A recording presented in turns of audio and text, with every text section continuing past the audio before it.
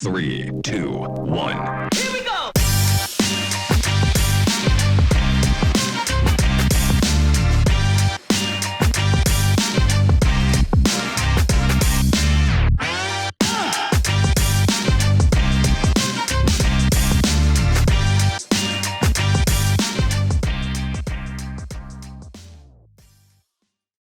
Yo, we are back. You already know what it is, bringing you a piece of Buffalo hip-hop history every weekend on Friday.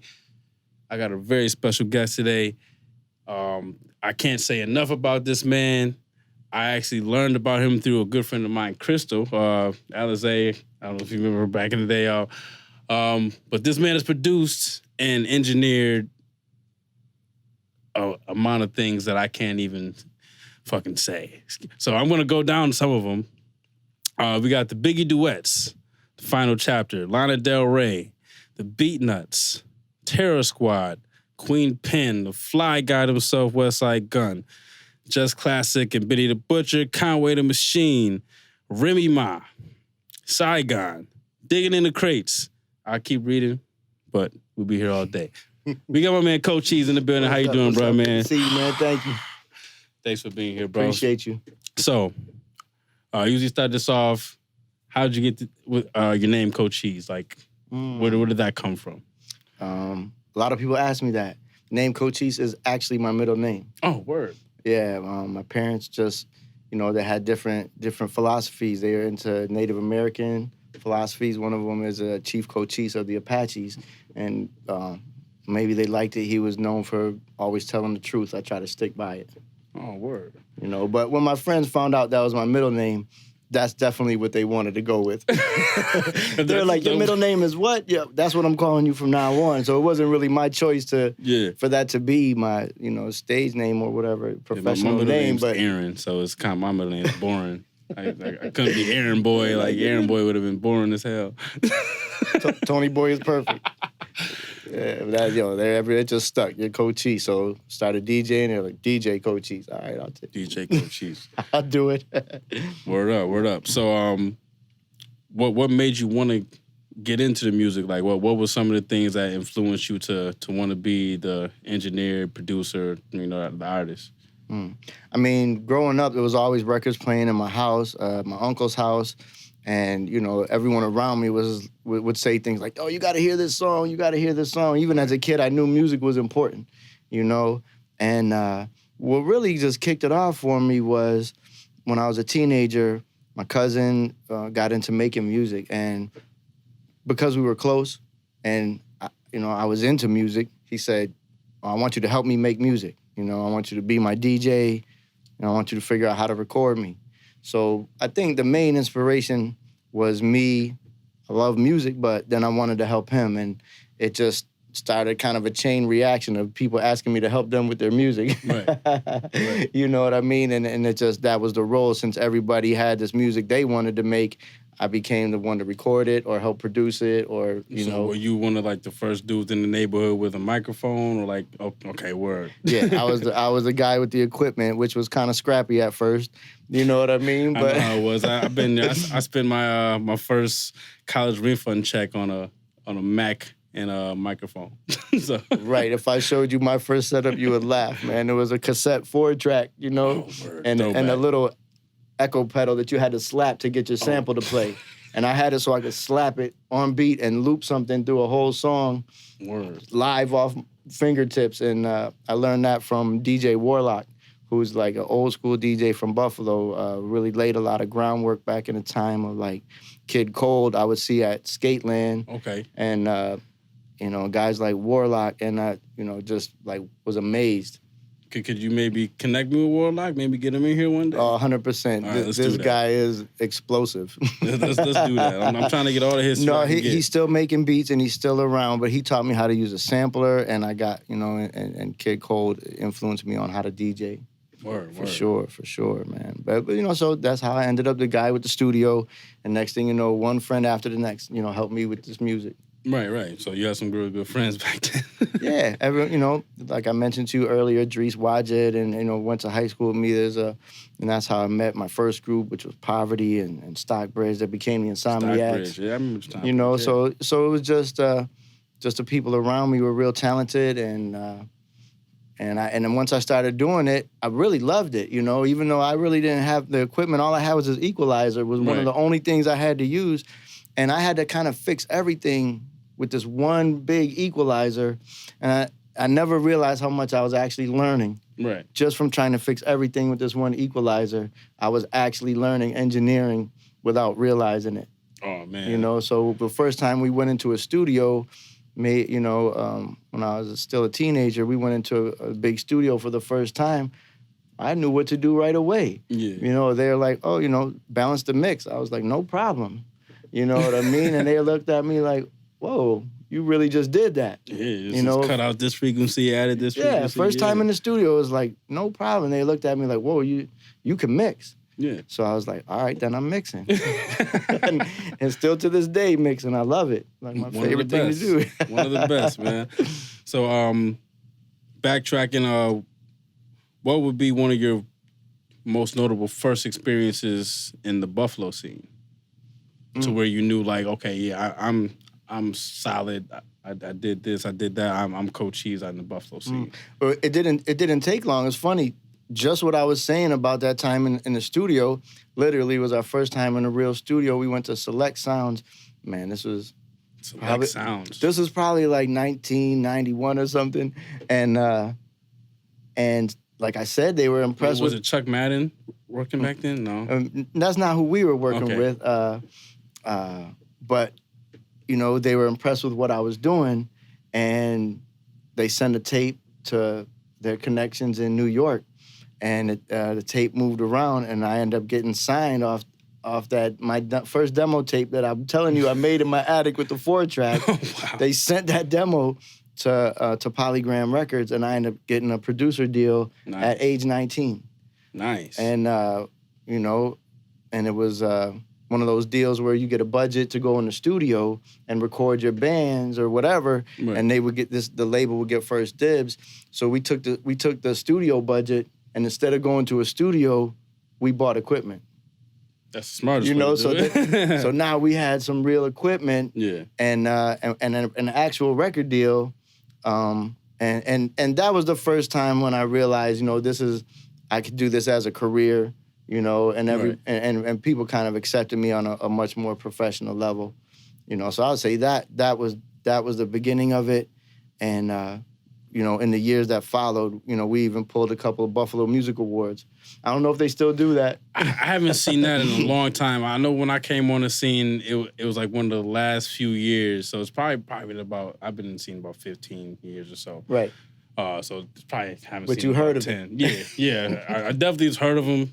I was upset I couldn't get one. Right. I know Shay was able to get one before he passed. I know they had some 5-6 years ago. Yeah. And this was around the time when Shay was really starting to jump things off. We worked with a lot of the same artists. We were good friends. Yeah, Shay's, you know, rest in peace. It was such good friends, and we would always help each other. You know, we would look forward to each other's phone call. Like, yo, I need help. He would always ask me, yo, I need an MPC disc. I need a zip drive, or I would need, you know, some help with something too. You know, and we would just look out for each other. But he was one of the only producers back at that time that you could even go to and learn from. So I cherish that relationship. There was a few other great people. I'll be here all day listing all the names of everybody, but I'm glad. Shay's definitely, I spend a lot of time with Shay in the same that we do engineering. So I was a young ear, and I'm trying to learn, and I just graduated Full Sail, and me and him are just picking each other's brains, and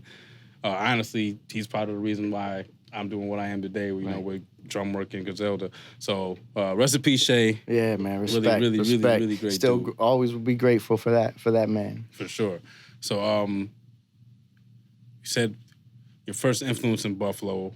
What would be maybe one of your favorite records, or maybe favorite artists that you work with out of Buffalo? Well, I mean, the first one that comes to my mind is another late great, the Dirty Nate. Rest in peace, Dirty Nate. So a lot of people know that name. He was also known as the mayor. He was. Know what I mean? He was. And I know I'm not alone when I say I had a special a friendship with that guy, because that's who he was. He wasn't just out for his own best interest. He really was interested in everybody. Yeah. And so it was great, but we had some songs that I still have them on cassettes, Yeah, man. But he was somebody who he had so much energy, and it was just he was so entertaining. Yeah. That to be able to make songs with him was something that he really, like I said, I feel a lot of people agree. He energized the scene back then. Oh, he definitely did. Yeah. I got to catch him probably once or twice. Say, I'm younger than you guys, so maybe once or twice I've seen him perform, and I'm just like, this dude is different. You know what I'm saying? So I'm going up and I'm kicking it with people outside, and he just showed love. And right. I met him probably twice, the 2 times that I saw him perform, and he never treated me any different. Right. So he was a really good, genuine dude. Yeah, man. Yeah, I think about that a lot. for sure. Really good dude. Yeah, man. So the name of the show is called Outside Influence. Mm. What are some of the things that you do outside of the studio just to keep Cochise sane, and what you're doing with your family or just anything? Right. Well, I mean, you hit the nail on the head when you say, what do you do to stay sane? That's kind of what my motivation is just my state of mind. Right. You know what I mean? So, you mentioned family. I got kids, and I'm super excited about that. Love being a dad. I have an amazing wife and family. So that's something I'm excited about every day, and it brings me a lot of happiness. But also, it's something I'll always take annual trips out into nature and try to absorb the original essence and when I was young, and more so now as I get older, I'm coming back to it. Just a habit and the practice of actually meditating. You know what I mean? And it's something that is easy to underestimate it because you hear people talk about it. Yeah. And you say, oh, that's some funny yoga stuff or whatever. You know what I mean? It's real. But what I've come to learn, and it's funny that, to make this connection, but around the time I got into music was also the time I kind of opened myself up to study of spirituality. So this might not be for everybody, but to me, those journeys, to me, were kind of in tandem. They're intertwined. Right. Where to me, I do see a spiritual side in music. It's almost a meditative thing to do to make music. It actually is, Talk about it. So to me, making music is a type of therapy for me. But even above and beyond that, I look for the connection with spirituality. You know what I mean? And so in the music, with my friends, but even when I'm alone, meditating, but in a spiritual sense. You know what I mean? And I'll just say I recommend it, without being long-winded about it. I get it, man. Somebody suggested to me a while ago to try to meditate in silence. And, just being a sound engineer, it bothered me. Silence bothers us, a lot of us. I don't know if it's for all engineers, but silence bothers me. So, I'm sitting there just really antsy. And I ended up putting on some Jay Dilla. I put on some Sun Village. See? And, those vibes, I was able to fall into my zone. You're correct. You're correct. I fell right into my zone. The meditation does not require silence. A lot of people try to push that, you just be quiet in your own quiet space. I'm like, I mean, maybe do quiet, maybe man. you won't be talking, but yeah, music is somebody great. else is talking, but music is great, or even the right person speaking. So yeah, silence is not the way for me either. Word. You know what I mean? Sometimes, but not usually. Have you ever seen the World's Quietest Room video? What's that? So they'll take some sound engineers and go. There's a room that they padded and it's in a chamber, and people go in there and go crazy because it's too quiet. So quiet. Like literally, they're like, get me out of here. I would be good. I would be good. I would be fine. That is a real place. You know, listen, it's funny that it's fun. Now we're on the topic. If you didn't notice, being quiet is my motto. So boom, let's segue into that. So Quiet is Kept Records. Being quiet has many different meanings for me. Yeah. It's like, if anyone knows me, I'm a quiet person. You know, I'm kind of an introvert. I'm weird because I'm an introvert, but I love people. Right. I like to be silent, but I like to blast music. The introvert, extrovert. I'll open up. Extrovert, introvert, however people look at it. A lot of my DJ jobs, I was opening for a headliner where I come on when the crowd is ready to explode. Yeah. And they're ready for like their favorite celebrity, and I come on. Which you know is a challenging situation, and you got to be the opposite of quiet. But to be honest, even in that situation, there's a stillness inside of me, and that's something that it made an impression on me to discover this, you know.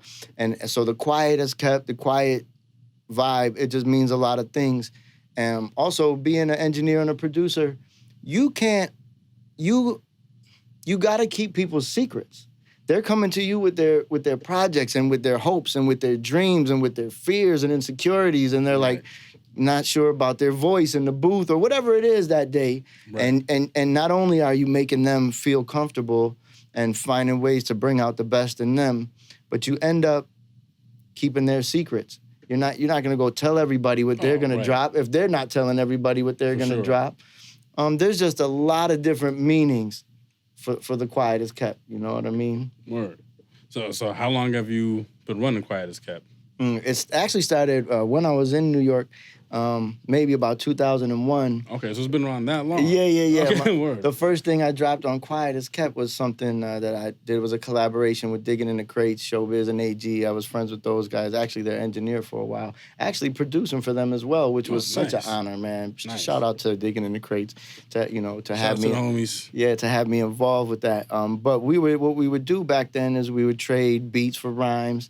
You know what I mean? That's an easy trade. Yeah, I wish I had that nowadays. Right. You know, they'd be like, we want some of your beats, but we'll give you some verses. Yeah. And so, I just kind of parlayed that into a distribution deal, pressed up some vinyls, and it was actually DJ Milk. Shout out DJ Milk. He was like, you should call it Quiet is Kept. You know. Word. And my cousin was doing graphics. He stamped up a logo for it, which was an original logo. This is the new one. Made Idris Wajed original. Shout out Idris. A lot of pieces here, man. And then since then there was a few releases leading up to a few years ago when I fully put the label into motion. Right. And not surprisingly, the whole purpose was to help people close to me get their music right and get it out right. You were even helping some younger guys, that I saw and that I had some respect for. Right. So. Well, that was the motivation, to be honest with you, is like I was starting to get older, and I really was to a point where I had a very good overview of the music business, the recording business. So it's like easy for me to see what people are doing right and what they're doing wrong. Right. And I had a lot of young people around me that I really cared about, people, nephews, nieces, family, you know, and they're talented and they're like determined to be in the music business. And we all know how dangerous it is to be a young person in Buffalo and not have your direction right. You know what I mean? And so I just felt like if these young artists are not on the right track, do not have the right information, they will not only be wasting their time, they'll literally be putting themselves at risk. You know what I mean? Yeah. Out here. Because what are you doing but running in the streets? Because we don't have community centers or the things that, I was used to growing up with. A lot of those things are gone. So, after school programs, music programs, Big Brother program. Right. So, and not too many opportunities. So everyone has to be a real self-starter and self-run entity. So I decided I'm gonna help these young people in my life get on the right track. So and I kind of felt like if I'm gonna set the right example for them, then I have to dot my I's and cross my T's and check off all the right boxes. I can't have one part right and then not have the other part right. You know, from marketing to publishing, there's just a slew of categories that you have to understand. And I felt like for me to properly represent them, I had to teach them all these things and therefore set all that up properly for myself and for my label. And really, I didn't do it for me. Again, I did it to help the talented young people around me. So I still put that out there. Like, if there are some young people you want mentorship, you want guidance, and a place or a way to get your music out and on the right track. And I'm easy to reach. Yeah. I know you were working with Blaze. She's pretty fire. I know. Yeah, I love Blaze. She's amazing. Done and a couple shows with her. Right. And everyone, you know, check out the song we did, Thinking About You. I love it, you know. Check it out. Yeah, I'm going to check it out. Bravo to Blaze. And I think she's going to do so many more great things, you know, and her and Curtis Lavelle's old Scruggs, just amazing. Shout out Curtis Lavelle. I went to her last show at Pausa. Right. Amazing. Right. And that was something that I was just so happy to be able to be a part of that. Yeah, you know what I mean? For sure. Yeah. So that was a perfect example. You know, that was our sincere effort. So it's a stretch outside of the hip hop to definitely just, right. You're talking about pop rock. Right. You're talking about, you know, kind of a cappella. Right. Yeah, because jazz. Because Curtis is something different, man. If you guys haven't checked out Curtis Lavelle, I know this is a hip hop podcast, but please go check out Curtis Lavelle. It's something amazing. Don't sample it because he'll sue you. Oh no, we can make some arrangements. We might have to email him and maybe sample we should do a sample project where people sample and chop up her acapellas. Because, I mean, I thought about it. It's ripe and ready. I've definitely thought about it. I put a beat to one of them. You know, soon, check it out. I got the Cochise edit. Okay. I had to put a beat to one of them, but just to show people what you're saying. Is that this could be chopped up and beats could go to the... Yeah, like people always, they try to dig back and then go, I need a James Brown and this, that, and the third. I'm like, dude, there's people making soul records today and all acoustic songs. Like, there's musicians that, like you said, are probably dying to be sampled right now. They're making sample packs. There's people that make sample packs just for that. So exactly, you might be on something that with Curtis Lavelle. Yeah, man. So, man, we had a really, really, really good conversation today. Appreciate it. So we're gonna wrap this up. And this is usually how I end all the conversations. What advice do you have for maybe a younger yourself, for the people watching, people consuming? What advice do you have for them to maybe get in the game, to maintain in the game, or just any good advice for them at all? Well, I mean, I know for me personally, I've come to realize that it takes so much work, and a lot of people take that in a negative sense, and they're more focused on the results. I'm to the point now where I've seen the work, I've seen the results that come from hard work and with a positive spirit, so to the point where I enjoy the work without so much concern for the results. Because I know results come how they're supposed to. Right. You know what I mean? So I'm actually enjoying those moments where you haven't slept in days and you're still working on the project, and you know what I mean? like you know so well. And where people are like, oh my God, this is so much work. No, this is the part to love and appreciate, and the results will come. You can't be like, oh, this first single better blow up. Like you can't, it's not, it's more about enjoying the process. And the other thing I would say is, this is straight from experience. A lot of people feel like, I want somebody to put me on or give me a break or give me a shot or give me a chance. And this is, again, just being focused on yourself, and I've never really seen that work too well for people. And it was never my instinct to be that way. When I got in a situation around people that could really help me, my gut told me to just play my role, be cool and be useful and be helpful and be positive. And every time that I got like a golden opportunity to do something special, it was usually because I was in the middle of helping somebody. And and I already talked about how I might help somebody coming up. No, this is people above me. Right. And where I could be like, help me out, listen to my stuff. I'm like, no, how can I help you out? That's the cop out. Yeah.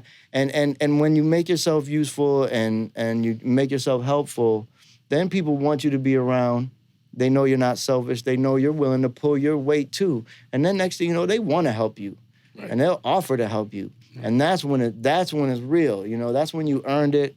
So, you have to be good at what you do so that you can help people. So first is be good at what you do, really study and enjoy the work and study it. And then go out and be helpful to people. And besides that, it's just to block out the negativity.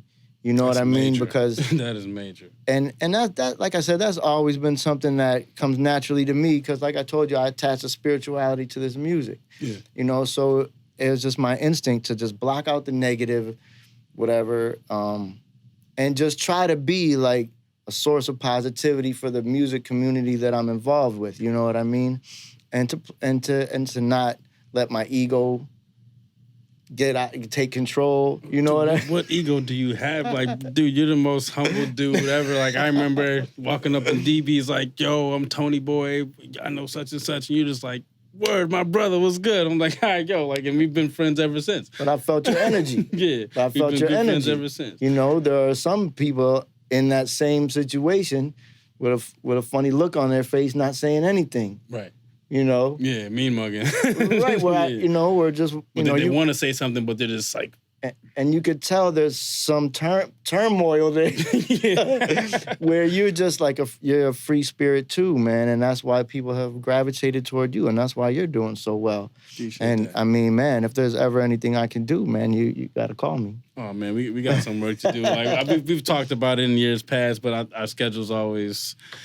it never really works out, but there will be a Toney Boi and Cochise record one day. Oh man, I'm standing by that. That'd be great, man. I'm so excited, man. This is a difficult time for everybody. Yeah, it was tough. And I just feel so blessed that the energy in the music world has like sparked back up again in a big way. Yeah. Right, you say especially here. Shout out to Westside Gun, great friend of mine, and just an absolute visionary. So he has helped. I think he's kind of sparked it off for the whole music world in general, not just here. Yeah. You know what I mean? But that kind of energy is coming back, especially as a rebound from the pandemic. So I'm just so excited to be getting involved with people that are like, you notice the situation changed the way everybody's acting and moving, and and I'm starting to get phone calls and messages from people. What's going on? I'm looking at my phone like, really? Like, oh, I'm so glad to be connecting with people and working so much again, making so much music. I've been working with people from so many different countries, different cities, different genres. Yeah. And old friends, new friends. It's just like been reinvigorated, and I'm just really thankful, man. And I just want to be a supportive part of that. Word. That was fucking beautiful. So basically, guys, the best ability is availability. Be available. Do what you love. I got my man Cochise here today, man. Thank you for dropping gems on the people, man. You want to drop any social plugs or anything before we get out of here? Well, I just been using my full name, Jeremy Cochise Ball. I'm pretty easy to find. And I think on most of my pages, you'll find my email address. And DM me, email me. Don't hesitate. I'm easy, and I look forward to hearing from people. So, Instagram, whatever, JeremyCochiseBall.com, my website. I got to sign up if you want to be on a mailing list. You'll find out everything I'm doing ahead of time. Word up. So, guys, make sure you tune into the mailing list. Make sure you hit subscribe on the YouTube. Tune in to Outside Influence. We got 4 seasons. I'm Toney Boi. This is Cochise. We out, baby. 3, 2, 1.